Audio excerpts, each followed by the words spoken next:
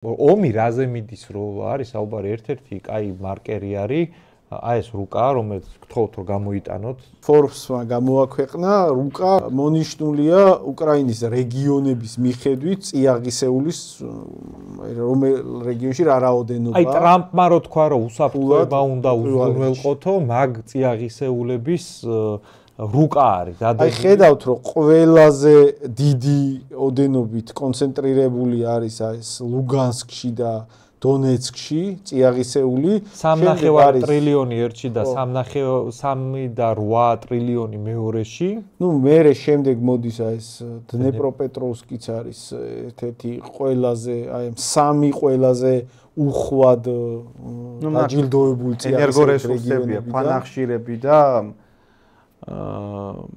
სხვა წიაღისეული ასე უნიკალური ასევე რუსებმა დაიკავეს ზაპოროჟიეს უდიდესი ნაწილი აქ არის 600 მილიარდის წიაღისეული ნუ აქ მცირე რაოდენობა ხერსონში 10 მილიარდის მაგალითად ეხა ხერსონს და ზაპოროჟეს სამაგიეროდ სასოფლო-სამეურნეო მიწებია მაგას სხვა დატვირთვა აქვს და ზაპოროჟიეს და ხერსონის სტრატეგიული დატვირთვა იმაში მდგომარეობს რომ ყირიმი რომელიც წიაღისეული გვერდზე გადავდოთ გეოგრაფიულ თვალსაზრისით სამხედრო ბაზაა და საზღვაო კონტროლის მექანიზმია შავ ზღვაზე რუსებისთვის და თავისუფალი საზღვაო კომუნიკაციის აუცილებელი პლაცდარმია ყირიმი მაგის გარეშე რუსეთს ფაქტიურად შავი ზღვა ეკეტებოდა და ეს აახსენით ადრე არაერთხელ ყირიმის საფრთხე იმაში მდგომარეობს რომ თუ აი აქ პირდაპირ სახმელეთო კავშირი რუსეთს არ ეკნებოდა ყირიმი დაცვას არ ექვემდებარება ეს რაღაცა ხიდი რო გაუნადგურონ რუსებს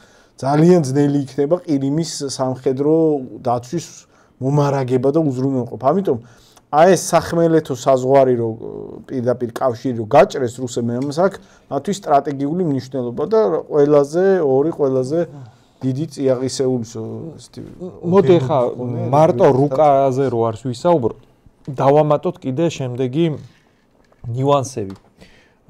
ძირითადი ინდუსტრიული ობიექტები, სადაც ხდებოდა ამ წიაღისეულის გადამამუშავება პირველად.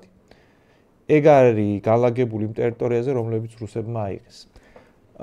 ის შახტები, რომელშიც კოქსირებადი ნახშირი იყო, რომელიც აუცილებელია მეტალურგიისთვის, ანუ მეტალურგია არ მუშაობს თუ რაღაცა სითბოს წყარო არ აქვს, რითიც ამ მეტალს გამოადრო. მაგისთვის გჭირდება კოქსირებადი ქვანახშირი.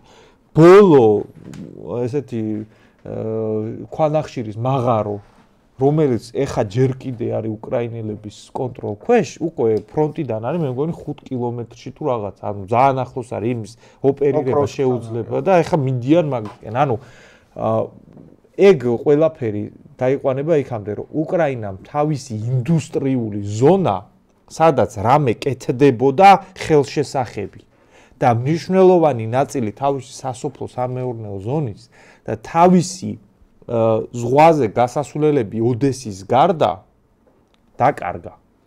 ირაკლიმ კარგად ჩამოაყალიბა, ვინ რა მოიგო და რა წააგო და ერთ სუბიექტი გამოგუშვა, მანდ ეგ არის ევროპა, რომელმაც ასევე მარტო წააგო. იმიტომ რომ დეინდუსტრიალიზაცია მთელი ევროპის ინდუსტრია იყო მიმული იაფასიან რუსულ ენერგომატარებლებზე და იაფასიან ნედლეულზე. ანუ რუსეთიდან მოდიოდა მაგალითად ალუმინი, რომელიც გერმანიაში ხდებოდა მერე მანქანის ესეთი ძარა და ხდებოდა მანქანის ძარად ამ ალუმინის გადაქცევა იმ ელექტროენერგიით და სითბოთი, რომელიც ასევე გამოიმუშავდებოდა იაფი რუსული ნავთობისგან და გაზისგან.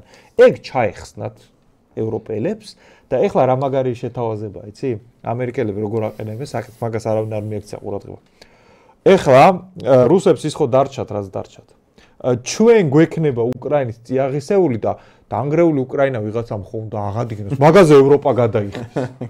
მაგარი შეთანხმებაა რა, აი თუ ვინმეს კიდე უკრაინის გარდა შეუსრულეს ამ ყველაფერში, აი როგორ არის, შენ ინდუსტრია გქონდა კი, იაფი ენერგომატარებლები გქონდა კი, ეგ აღარა გაქვს. ამერიკისგან იყიდე ახლა, იმიტომ რომ რუსეთისგან აღარ შეიძლება.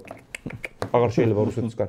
და ეხლა უკრაინა ხო დაინგრა და ვიღაცამ ხო უნდა აღადგინოს და აღადგინე რა შენ და უკრაინის წიაღისეული ამერიკა. მაგას ანუ შენ რაც აღწერე ეხლა ევროპა რა მდგომარეობაში ჩავარდა ჩვენ წიაღისეულს წამოვიღებ და უკრაინის აჩენებაში ფულს უპასოთ და ყოველგვარი სანაცვლო ფასის გადახდის გარეშე უკრაინა ისა ევროპა გადაიხდის აი პუტინმა გააკეთა მაგასთან მაგ ჯამურ რეალობასთან დაკავშირებით განცხადება.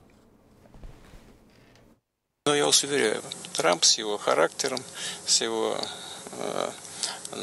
настойчивостью, он наведет там порядок довольно быстро. И все они, вот увидите, это произойдет быстро, скоро. Все они встанут у ноги хозяина и будут нежно помахивать хвостиком. Все это встанет на свои места.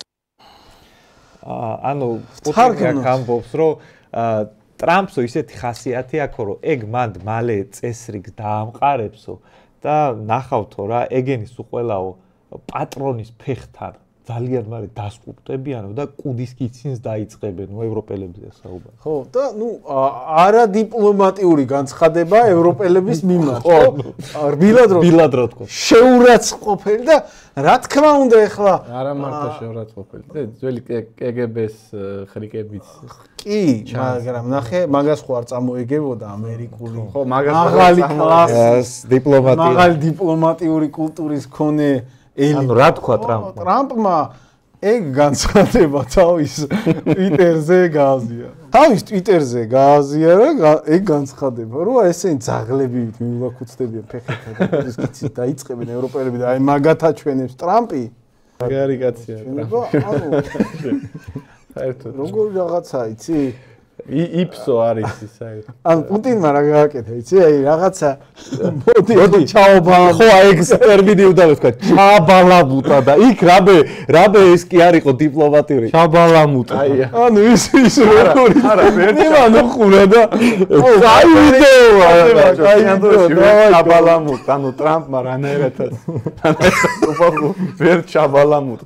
ინდვილეში ჩაბალამუტა. ანუ პირკულები დაიწერა. და ის წარმოიდგინე ევროპელებს რა ცარიელ ადგილად აღინახავს რომ აი რაღაცა მიდი გაუშვი რა კაი ვიდეოა მაგარი ვეში გააძრო ხო რა ვიცი საერთაშორისო ურთიერთობები არის სინამდვილეში ძალიან სახალისო სფერო თუ რაღაცა ილუზიებში თუ არ ახარ და მართლა იცი როგორ მუშაობს ნუ მართლა საინტერესო რაღაცები ხდება რა.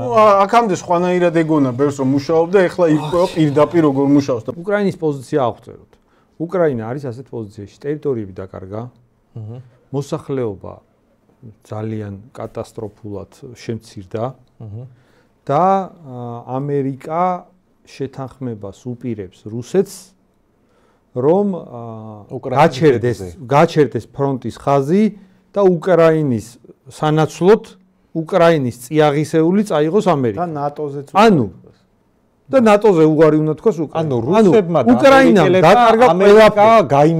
რუსებმა და ამერიკელებმა უკრაინა გაინაწილეს. უკრაინა გაინაწილეს და უკრაინამ დაკარგა ყველაფერი. წიაღისეულიც დაკარგა, ტერიტორიები, ეკონომიკა, მოსახლეობა. მომავლის გარანტია რომ ნატოში გაწევრიანდება დაკარგა. რისთვისაც ომი დაიწყო. ტყუილათი ომა, იმიტომ რომ თავიდან მაგას თხოვდნენ. ამიტომ რამე არის ეს რატოა ისეთ მნიშვნელოვანი? რატოა ისეთ მნიშვნელოვანი? რა თქმა უნდა ამერიკამ ამ პროცესში მოიგო რაღაც. იხეირა ამერიკამ. ამერიკამ სწორედ მაგიტო წააქეზა უკრაინა რომ ძალიან სახეირო მოცემულობა იყო ამერიკისთვის ეგ მოვლენა. იყო პერიოდი როცა მარტო ჩვენ ვლაპარაკობდით მაგ თემაზე.